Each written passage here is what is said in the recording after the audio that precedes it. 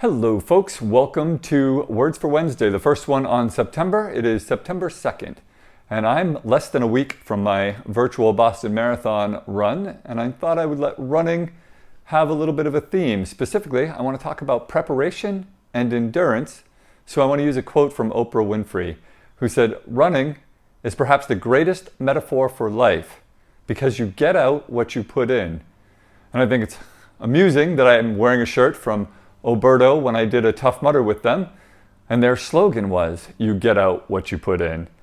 And that's all about preparation, right? How you prepare for something is going to have a lot to do with what the outcome produces. And that's true, obviously, in physical events like marathons, and it's true in our life, right? How much we prepare and put into things is going to affect the outcome.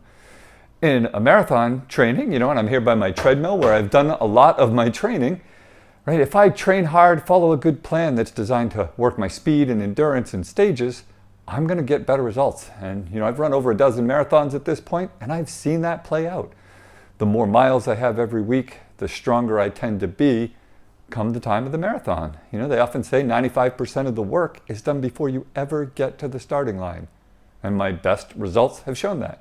Now, sometimes I've done good preparation and still gotten into the race and things have gone awry, because sometimes it's more than that. Sometimes you have to have some endurance and some grit and determination in the race or in the life experience. And how do you find that? What do you do there?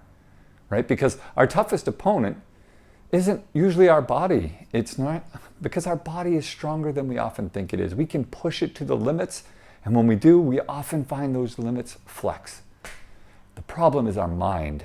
We often enter things with, we really want to succeed, we really want to do well, we want to win, but our will to succeed is often greater than our will to prepare, and that preparation was important. But now in that moment, that's when that will to succeed has to come in. That's when our willpower has to help us with this endurance component. Because what we have to say to ourselves is the voice that gets in our head that starts to doubt, that toughest opponent becomes our own mind, and it starts to tell us we can't, we're too tired, we should stop.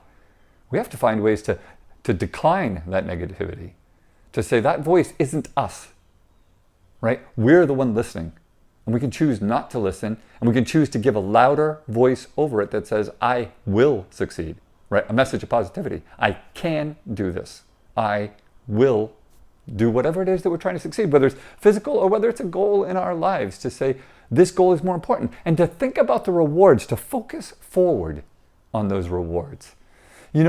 Quitting gives you instant gratification. The hardship that you're experiencing goes away. But then you've got the disappointment of knowing you didn't succeed, and that lasts for the rest of your life unless you come back and succeed later, right? That's the beauty about failure. It's temporary if you don't quit, if you come back. But if you say, I'm going to push through this, I'm going to be resilient and use a little endurance, sure, you're going to have hardship until you finish. But that time is so much shorter than the rest of your life to celebrate that you overcame it.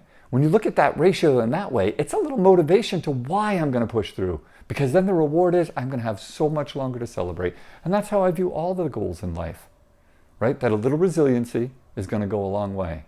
Come back next week. We're going to talk a little more about resiliency. Hope you enjoy Words for Wednesday. Hope you like us. Hope you share us, whether you follow us on YouTube, Facebook, Twitter.